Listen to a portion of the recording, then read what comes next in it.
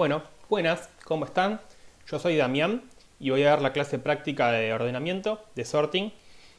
Así que antes que arranque la clase, si todavía no vieron las teóricas de sorting, es recomendable para mí, en mi opinión, que primero vean las teóricas, porque muchas de las cosas que vamos a hablar acá, vamos a asumir que ustedes ya tienen al menos el conocimiento de los algoritmos, como se explicaron en las teóricas. Con lo cual, bueno, viendo un poquito la motivación de por qué estudiamos sorting, eh, más allá de que sean problemas clásicos de las ciencias de la computación, la verdad es que lo van a usar un montón. Eh, a veces quizás no los van a usar con una idea de, no, mira, es muy importante optimizar esto y usar tal algoritmo porque me da tal ventaja. A veces simplemente van a querer ordenar y no les va a importar tanto en qué complejidad o con qué uso de recursos, pero la verdad es que lo van a usar un montón y a veces sí les va a interesar, además de todo, los recursos que usen y ciertas particularidades dependiendo del problema que estén abordando. Y más allá de eso, incluso aunque uno no tenga un requerimiento particular, siempre está bueno tratar de hacer las cosas de manera más eficiente posible. La verdad es que a mí no se me ocurren, digamos, áreas de la computación donde yo les pueda decir, miren, no, seguro no van a usar sorting. Yo creo que desde web development o cualquier cosa que puedan hacer en la industria hasta investigación o desarrollo, siempre en algún momento se van a cruzar con la necesidad de ordenar algún arreglo o alguna estructura, con lo cual es importante, digamos, entender bien todos los avances que hay respecto a este tema. Y la verdad es que como se usa tanto, termina condicionando mucho la complejidad de muchas otras operaciones. Vamos a hacer un repasito un poco sobre los algoritmos que vieron en la teórica, pero centrándonos más en las características particulares que nosotros vamos a querer destacar a la hora de elegir qué algoritmo usar para un determinado problema, ¿no? Vamos a tratar de usar esas características para ver cómo un algoritmo se adapta mejor a ciertos contextos, a ciertos problemas, a ciertas necesidades. Por ejemplo, insertion sort es O de n cuadrado en el peor caso, pero tiene una ventaja que es que si a nosotros nos dan un arreglo que ya está ordenado, es O de n. Entonces, si nosotros por alguna razón tenemos el conocimiento de que los arreglos que vayamos a tener que ordenar hay probabilidades altas o algún tipo de probabilidad de que ya vengan ordenados, bueno, quizás en algún momento sería recomendable pensar en usar insertion sort.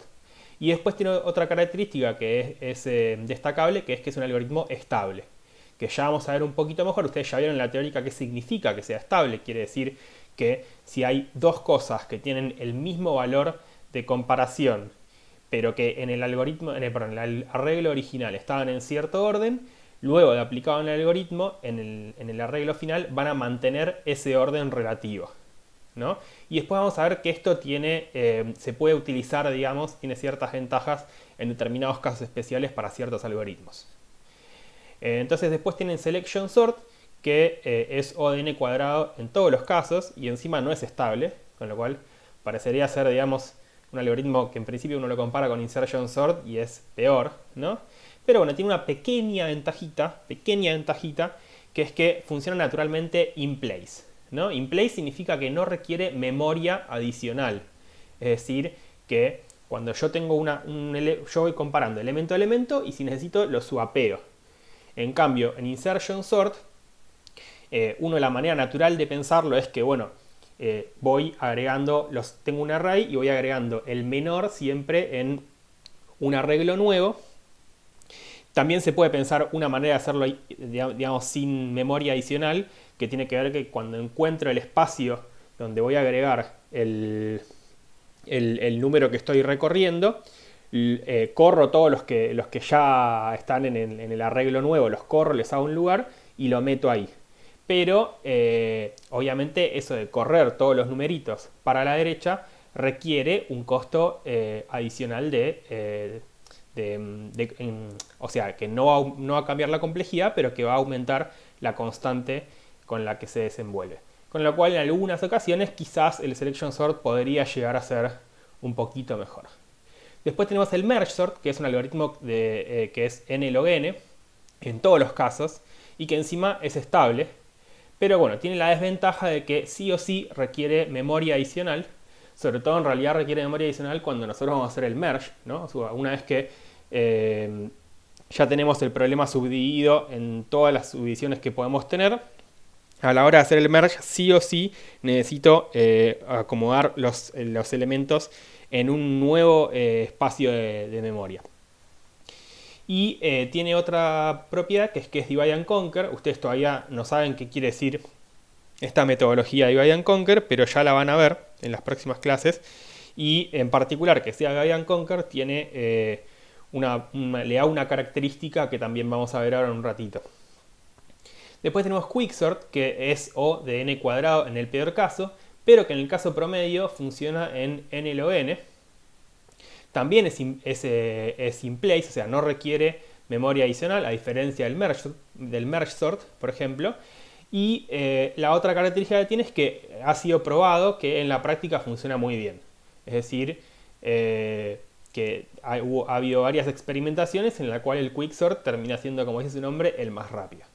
Sí, lo que tiene es la desventaja de que si nosotros necesitamos garantías de que el Quicksort va a correr con una cierta cota de complejidad, bueno, entonces ahí nosotros sabemos que si nosotros queremos que esa cota sea de n log n, el Quicksort no nos va a garantizar eso.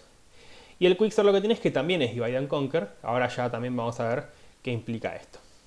Por último tenemos el Heapsort, que también es n log n en todos los casos, que se puede hacer in place, que es sin memoria adicional, pero que tiene la desventaja de que no es estable, ¿no? Entonces eso en algunas situaciones quizás no nos conviene, en otras capaz no nos importa, en otras no nos conviene. La cuestión de los algoritmos de Divide and Conquer, todavía digamos que esto capaz no lo van a entender muy bien, pero es que son intuitivamente paralelizables, ¿no? Porque en el Divide and Conquer, como de hecho ya mencioné en la teórica, la estrategia es dividir el problema en subproblemas, y en esa división de subproblemas es intuitivo como uno puede paralelizar la ejecución de esos algoritmos. Ustedes todavía, no sé si, no creo que hayan visto la paralización, a menos que hayan cursado Arga 2, pero después lo van a ver, y a la hora de analizar un algoritmo que sea paralelizable en la computación moderna, digamos, es importante porque hoy todas las cosas funcionan en paralelo. Bueno, y acá lo que les quería mostrar es un poco, para hacer un análisis de los invariantes, en realidad yo lo que les quería mostrar son unas ejecuciones parciales del algoritmo. Acá yo lo que les propongo es que paren el video en este momento y traten de adivinar qué algoritmo es este. En base a la imagen que les estoy mostrando, que traten de adivinar qué algoritmo es este. Así que paren el video. Bueno, asumo que ya lo pararon. Este algoritmo es efectivamente Selection Sort, ¿no? Y como pueden ver, Selection Sort, digamos, capaz nos interesa, digamos, puede haber algunos casos en los que nos interese tener en cuenta el invariante.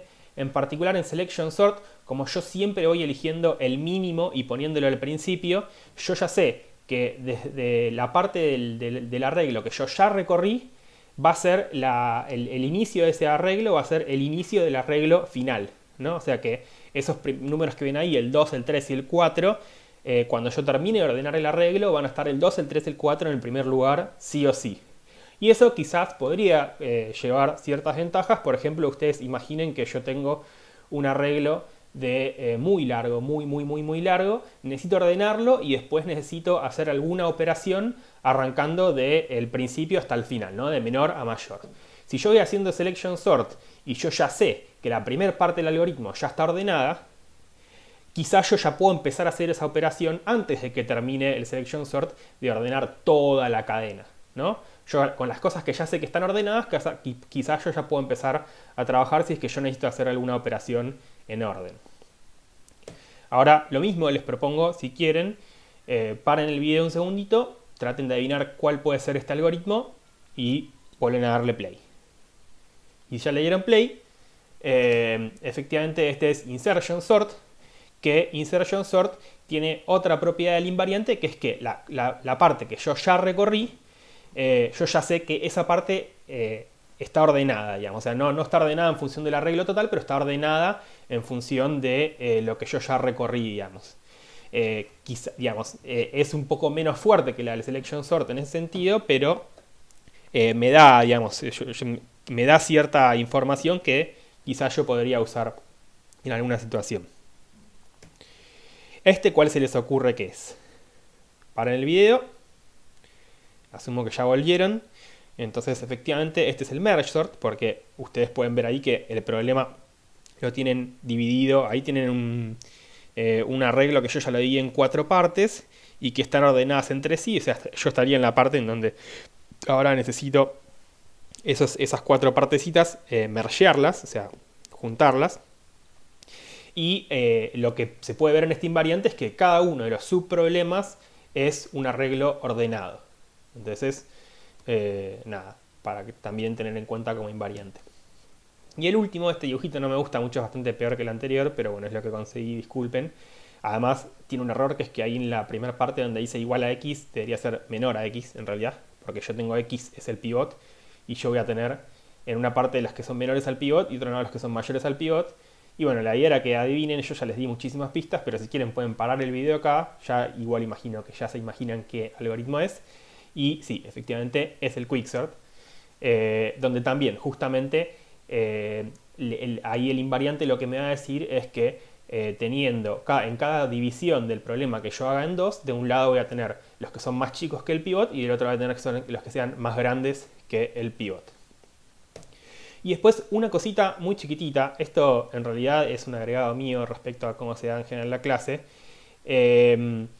Si bien acá nos focalizamos mucho en el análisis de complejidad del tiempo, digamos, de ejecución, del uso de recursos del CPU, la verdad es que la memoria muchas veces también es importante.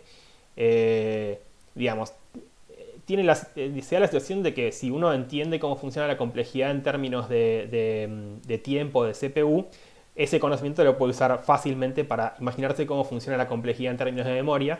Pero la verdad es que hay muchas situaciones en la vida real donde es importante tener en cuenta la complejidad en términos de memoria. Una situación, por ejemplo, que se me ocurre así muy fácilmente es si yo tengo que ordenar un arreglo que tiene el tamaño de mi memoria entera, o sea que me entra justito en memoria, bueno, el merge sort, por ejemplo, no lo puedo usar, porque voy a necesitar sí o sí duplicar la cantidad de memoria de ese arreglo y ya ese no me va a servir, por ejemplo. Y esas situaciones la verdad es que pasan, digamos, o sea, puede pasar que yo tenga que ordenar un arreglo muy grande y que la cantidad de memoria que tengo disponible no sea una cuestión menor.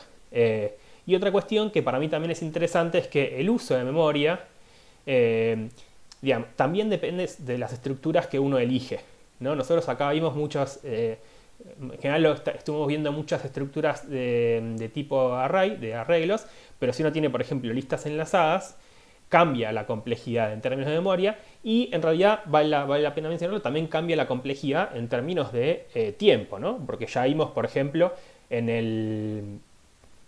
el insertion sort, si yo tengo que trabajar con un array, cuando yo encuentro el lugar donde voy a insertar el numerito que acabo de encontrar, tengo que hacer un espacio en el array corriendo el resto de los números. Pero si yo tengo listas enlazadas, esa operación es O de 1. Es cambio los punteros, el puntero que estaba acá apunta al nuevo elemento que encontré y el siguiente, el nuevo elemento que encontré, es lo que seguía de la lista que ya estaba ordenada, ¿no?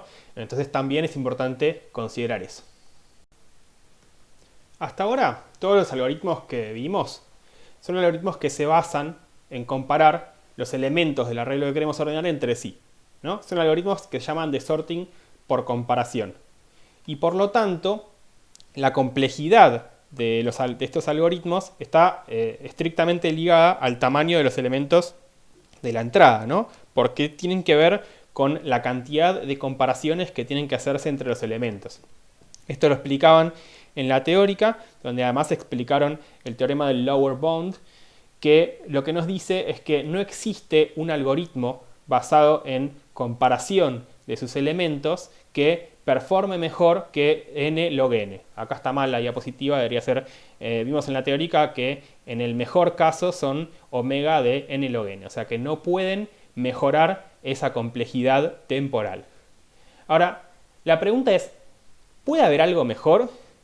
En realidad no tiene una respuesta tan directa porque la respuesta debería ser depende, ¿no? Depende porque, bueno, efectivamente no debería ser un algoritmo de sorting por comparación, pero bueno, lo bueno es que hay otros algoritmos que no son de sorting por comparación, que se basan en otras propiedades que tienen que ver con no solamente la cantidad de elementos de un arreglo, sino con qué valores tiene ese arreglo. Y esos algoritmos, lo que va a suceder es que la complejidad temporal que van a tener no va a depender solamente del tamaño de la entrada, va a depender de otros factores. Por lo tanto, es difícil en realidad la pregunta de si puede haber algo mejor, pero en realidad es difícil comparar un algoritmo de sorting por comparación respecto a un algoritmo que usa otro tipo de criterio, porque digamos, la complejidad va a estar calculada en función de otra cosa.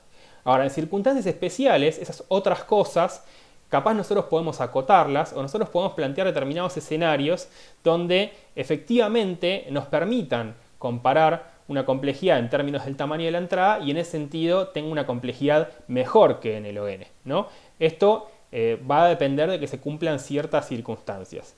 Vamos a ver, por lo tanto, ahora tres algoritmos que son algoritmos que no usan la comparación de todos los elementos entre sí, y vamos a ver, digamos, en qué circunstancias uno puede plantear ciertas complejidades que pueden parecer ideales.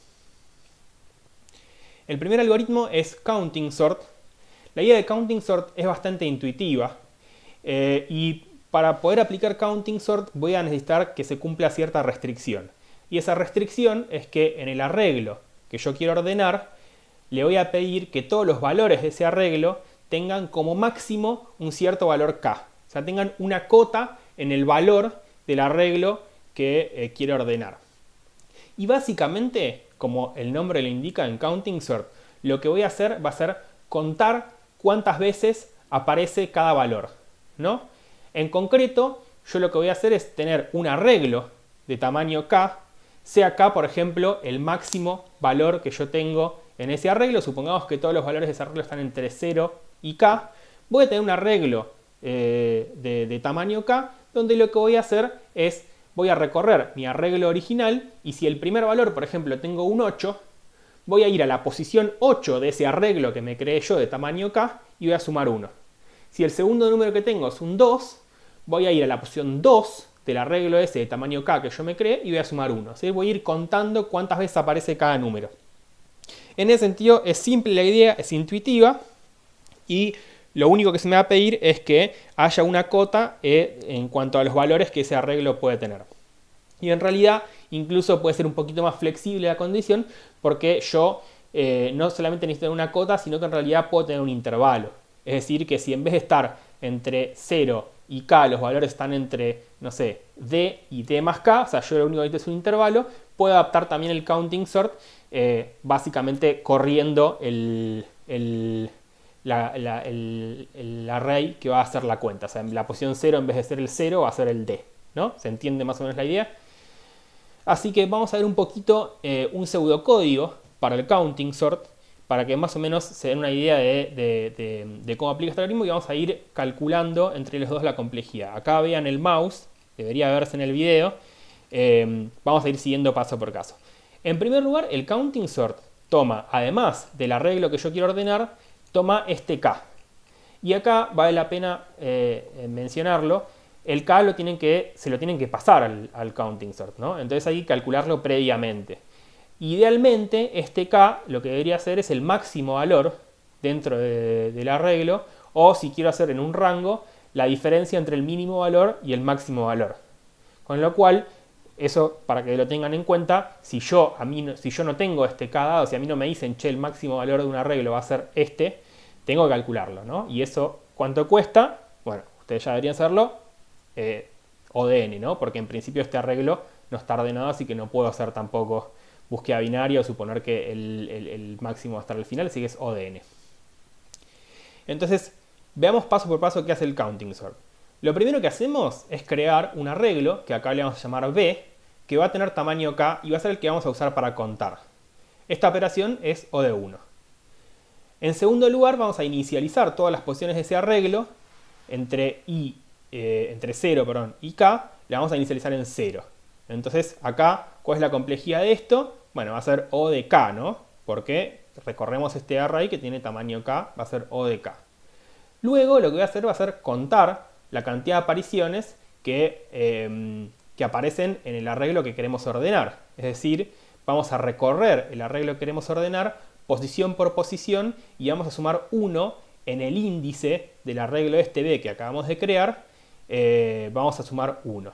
Entonces, en primer lugar, este ciclo, la complejidad que tiene es O de n, y luego la operación esta de sumar 1, en verdad, o sea, en realidad son dos operaciones, ¿no? Es acceder al arreglo en la posición A sub j, o sea, el arreglo B en la posición A sub j. Esto va a ser O de 1, porque en realidad, como es un arreglo que es contiguo en memoria, acceder a la posición A sub j va a ser también una operación constante, y sumar 1 también va a ser una operación constante, con lo cual esto va a ser O de 1, y como estoy en un ciclo que va a ser O de n, en total va a ser O de n. Entonces tenemos O de 1, O de k, O de n acá. Y por último, lo que vamos a hacer va a ser recorrer ese arreglo de tamaño k, y cada vez que encuentre algún elemento para el cual yo encontré al menos una aparición, lo vamos a agregar en orden en el arreglo A original y lo vamos a actualizar el índice actual del arreglo que estoy ordenando. Acá fíjense que tengo un for adentro del otro, con lo cual capaz no es tan intuitiva la complejidad, pero me interesa que lo piensen desde este punto de vista. O sea, acá yo voy a tener que recorrer este arreglo primero k veces, ¿no? Porque voy a tener que actualizar esta variable i una vez por cada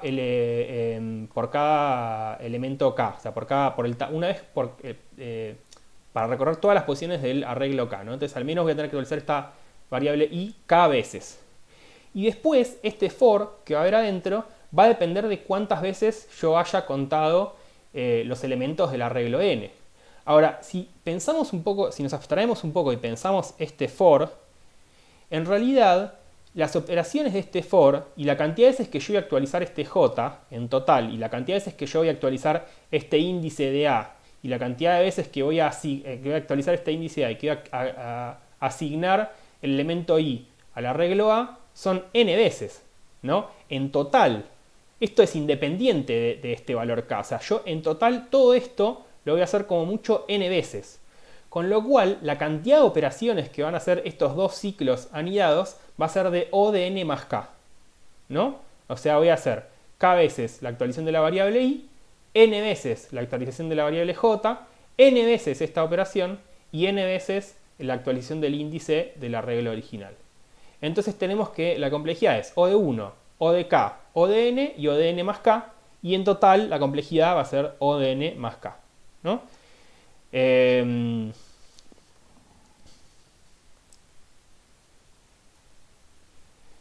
siguiente algoritmo que vamos a ver va a ser bucket sort. Bucket sort, de alguna manera, es parecido a counting sort, pero es una generalización de counting sort adaptada a que se puede usar para cualquier tipo de arreglo. Yo en bucket sort no voy a requerir que los valores del arreglo tengan una cota o estén dentro de un intervalo, sino que en realidad lo que yo quiero especificar es que los valores de ese arreglo se puedan separar en determinadas categorías. O sea, que exista algún criterio para el cual yo los elementos de ese arreglo las puedo separar en m categorías, ¿no? M lo voy a elegir yo y voy a decir quiero separar estos arreglos en m categorías. Por ejemplo, supongamos que yo tengo un arreglo con números, o sea, yo tengo un arreglo y quiero poner tres categorías que van a ser 4 categorías, supongámonos, que van a ser, en una categoría van a estar todos los números que vayan del 0 al 10, en otra categoría van a estar los números que vayan del 10 al 100, y en otra categoría van a estar los números que vayan del 100 al 1000, y en otra categoría van a estar los que sean mayores a 1000. ¿Por qué hice la división de esta manera? Porque yo lo que voy a querer es que las categorías entre sí tengan un orden. Es decir, la categoría de los que están entre el 0 y el 10 va a ser menor que la categoría entre los que están en el 10 y el 100, y va a ser menor que la categoría que está en el 100 y el 1000, y va a ser menor que la categoría de los que están arriba de 1000, ¿no? Y lo que va a hacer el bucket sort va a ser, en vez de crear ese arreglo de k posiciones como hacía el counting sort, va a crear un arreglo con m listas. Y en cada lista yo voy a ir recorriendo el arreglo original y voy a agregar el elemento del arreglo original a la lista de la categoría que le corresponda, ¿no? Entonces los números que van a estar entre 0 y 10 los voy a agregar a la lista de los números que están entre 0 y 10. La lista de los números que, si el número está entre 10 y 100, lo voy a agregar a la lista de los números que están entre 10 y 100 y así, etc. Y yo lo que Bucket Sort me va a garantizar es que para todo elemento, si la categoría a la que pertenece ese elemento es menor que la categoría a la que pertenece otro elemento J, entonces I va a ser menor que J. O sea, todos los elementos que estén en la categoría de los números que están entre 0 y 10 van a ser menores que cualquier elemento que esté en la categoría de los que están entre 10 y 100. A lo que he dicho así suena mucho más intuitivo. La idea del algoritmo, bueno, la acabo de decir, o sea, en vez de hacer un arreglo de k posiciones, vamos a hacer un arreglo de m listas. Y luego, una vez que tenemos cada elemento asignado a la lista, lo que vamos a hacer va a ser ordenar las listas. ¿Cómo ordenamos las listas? Bueno, Bucket Sort no lo especifica, no le interesa, no lo dice. O sea, depende de cómo ustedes quieran implementar ese Bucket Sort. Bucket Sort lo único que dice es que hay que dividir las cosas en categorías y las categorías después hay que ordenarlas. Punto.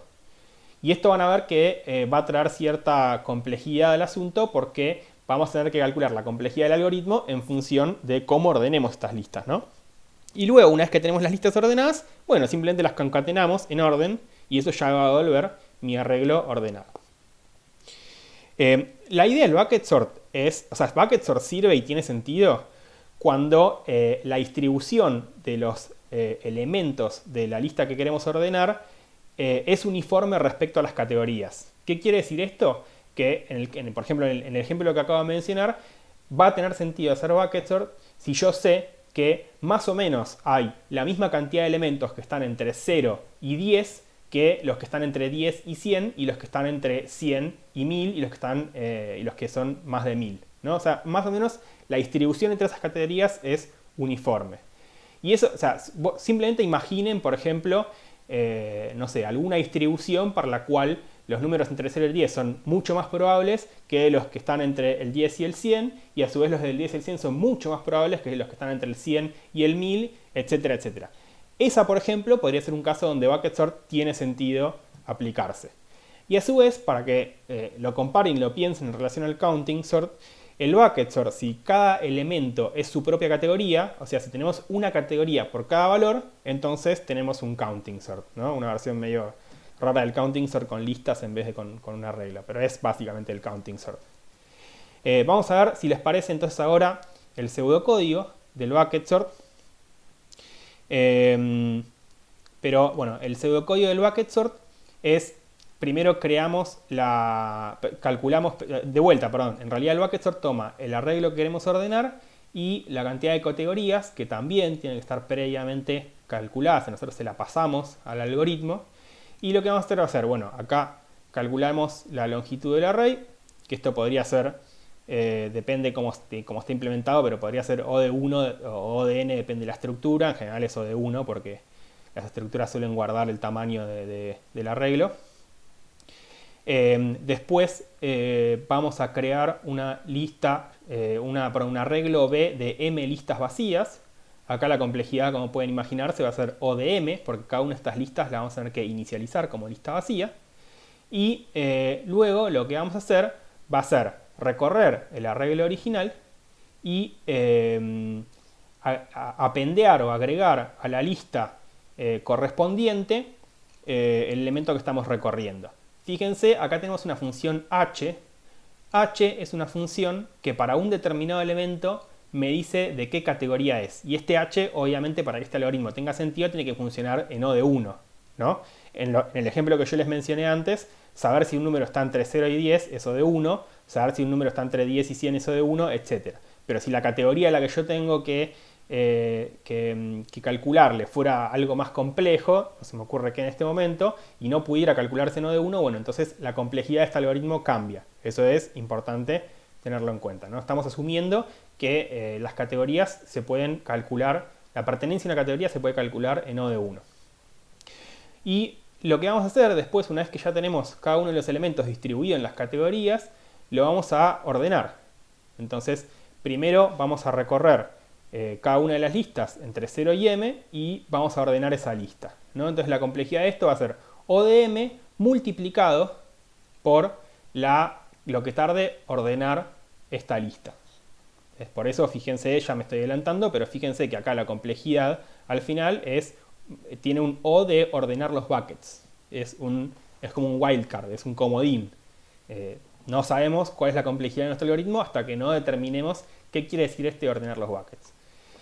Acá también un comentario aparte. Lo que va a suceder es que a veces el bucket sort no nos va a importar ordenar las listas. Lo único que vamos a querer, hay casos en los que lo único que queremos es que esté ordenado según una cierta categoría y no nos importa después el orden interno. Ahora después vamos a ver un ejemplo donde sucede algo así. Y esta complejidad, digamos, nos la podemos ahorrar y va a terminar teniendo una complejidad que va a ser O de n más m. Igualmente, primero el último paso del algoritmo, para más o menos no desordenarnos mucho en la explicación, concatenar las listas, tengo que concatenar cada una de las listas, esto va a ser nuevamente O de m, porque tengo que agarrar cada una de las listas y concatenarlas. La complejidad del algoritmo, ya la dije, es O de n más m, y nada, eso. Vamos a ver entonces el último algoritmo que vamos a ver de este estilo. También es parecido a los dos anteriores, es como una vuelta de tuerca también de los dos anteriores, y se llama radix sort. Radix sort es un algoritmo que originalmente se piensa para los números naturales y que tiene la siguiente idea. Yo los números naturales puedo agarrar y ordenarlos según el dígito, ¿no? O sea, primero ordenarlos según las unidades, después ordenarlos según las decenas y después ordenarlos según las centenas. Y en ese sentido, si yo cada vez que ordeno uso un algoritmo estable, o sea, uso un algoritmo que para dos valores iguales preserva el orden anterior, entonces radix sort me va a garantizar que cuando yo termine de ordenar estos números según sus dígitos, el orden final que van a tener va a ser un orden total, o sea, va a estar bien ordenado, básicamente, ¿no? ¿Por qué? Porque si yo uso un algoritmo estable y yo primero ordené esto en función de las unidades, si yo primero ordené en función de, por ejemplo acá, en 0, 5, 6, 7, 7, si yo ordené en función de esto, cuando vuelvo a ordenar en función de las decenas, si había dos que tenían la misma decena, como por ejemplo acá tengo el 2 y el 2, van a quedar ordenados en función del 0 y el 9 porque acá están ordenados, porque acá primero está el 0, perdón, acá primero está el 0 y después está el 9. El 9 que está acá, 329, 720, 329. Cuando yo ordeno en función de las decenas, me queda el 720 primero y el 329 segundo, porque en realidad yo, acá el 7 y el 3 no me importa, solo estoy ordenando en función de las decenas.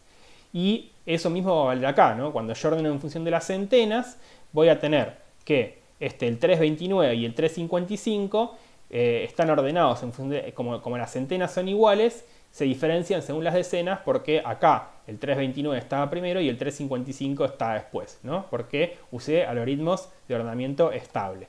Con lo cual, si ustedes se estaban preguntando antes qué ventaja tiene que un algoritmo de ordenamiento sea estable, bueno, acá por ejemplo tienen una ventaja muy tangible de que un algoritmo sea estable, básicamente. El pseudocódigo de radix sort es bastante sencillo en algún punto porque, bueno, se basa en que, de vuelta, de la misma manera que bucket sort, se basa en cómo ordenamos los elementos según el dígito, ¿no? Entonces, acá, sea de la cantidad de dígitos de un número, lo que vamos a hacer es, para i entre 1 y d, o sea, del dígito menos significativo al más significativo, vamos a ordenar el arreglo a según el dígito i en forma estable, ¿no? Entonces, la complejidad de esto sale bastante directa, ¿no? O sea, yo voy a hacer d veces el o de ordenar según un dígito. Esto, de vuelta, tengo un comodín, hay que ver qué es esto. Ahora bien, radix sort, si uno lo piensa, aplicado a números como lo estamos pensando, podemos usar un bucket sort, y en el bucket sort no hace falta ordenar los buckets internamente, porque en verdad, como nosotros ordenamos del dígito menos significativo al más significativo y usamos un ordenamiento estable, ya van a estar ordenados. Cuando nosotros estemos recorriendo, por ejemplo, las decenas, cuando recorramos las decenas y agreguemos, por ejemplo, en el bucket de las decenas del 20, todos los números que son 20 y algo, como el algoritmo que vamos a usar es estable, los va a meter en el orden que estaban previamente, ¿no? El orden que los va recorriendo. Entonces va a estar el 21 antes que el 28 porque estaban antes ordenados según las unidades en ese orden. Entonces, si usamos bucket sort sin ordenar los buckets, para ordenar los dígitos en la medida en que los recorremos, acá vamos a tener una complejidad que va a ser de D por O de N, ¿no? Porque fíjense, la complejidad acá es O de N más M.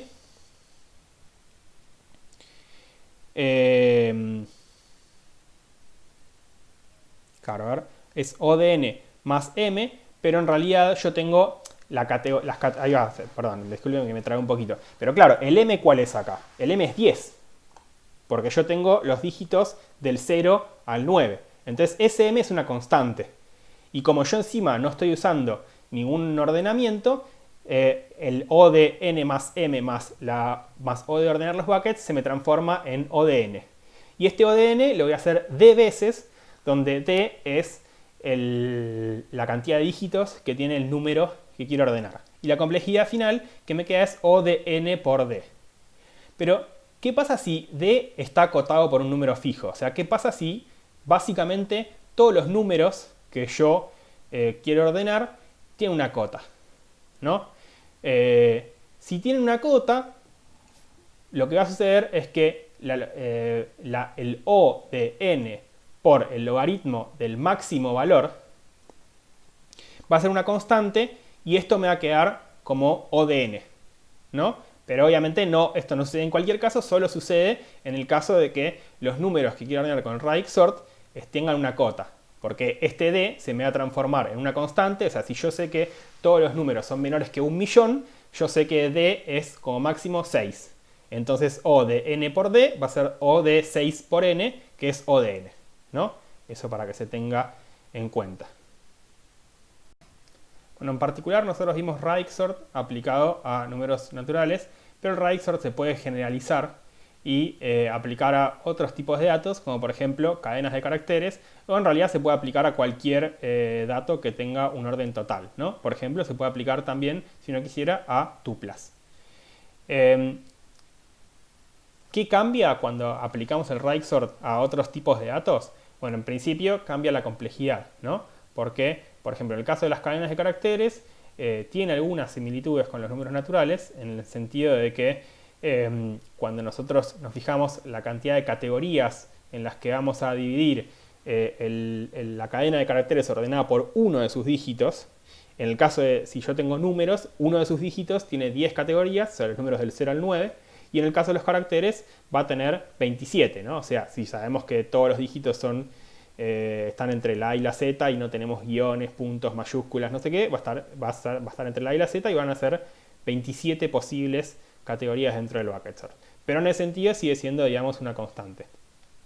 Ahora bien, en cuanto a la longitud, o sea, en cuanto a la cantidad de dígitos que va a tener esa cadena de caracteres, bueno, ahí, digamos, vamos a requerir una condición más fuerte que si decimos que el número es inferior a tal número, ya sabemos que no puede tener más que logaritmo de ese número de dígitos, ¿no?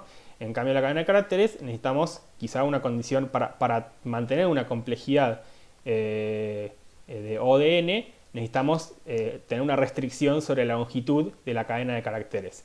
Y si nosotros no sabemos cuál es la longitud, del radix sort va a tener una complejidad que va a ser igual a O de L por N, donde L va a ser la longitud, sería la longitud de la cadena más larga. Y bueno, les dejo si quieren ustedes para que piensen cuál sería la complejidad en el caso de tener tuplas, que entiendo sería un caso más complejo, porque por ejemplo deberían quizás pensar otro algoritmo para ordenarlo que no sea el bucket sort, porque ahí quizás se les va a complicar tener una cantidad fija de categorías cuando quieren tomar alguno de los elementos de la tupla, pero bueno, se puede aplicar, digamos, con algún otro algoritmo.